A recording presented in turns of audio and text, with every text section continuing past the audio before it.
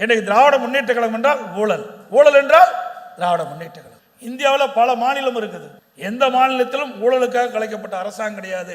ஆனால் திமுக அரசாங்கம் தான் ஊழலுக்காக கலைக்கப்பட்ட முதல் அரசாங்கம். இந்த ஆட்சியில் கலெக்ஷன், கமிஷன், கரப்ஷன் இதுதான் நடந்துகிட்டு இருக்குது. மக்களுக்கான திட்டங்களும் கிடையாது, அதனால் மக்கள் நன்மையும் பெற முடியல. இந்த ஆட்சியாளருக்கு விலைவாசி விண்ணை முட்டுகிட்ட அளவுக்கு உயர்ந்து போச்சு. அதை கட்டுப்படுத்த இந்த அரசால் முடியவில்லை. ஏன்னா குடும்பத்தை கவனிக்கிறதுக்கு ஸ்டாலினுக்கு நேரம் சரியா போச்சு. தன்னுடைய மகன் உதயநிதியை எப்படியாவது பிரபலப்படுத்த வேண்டும் என்ற எண்ணத்தில் தான் இருக்கிறார ஒழிய மக்களை பற்றி சிந்தித்ததாக வரலாறு கிடையாது.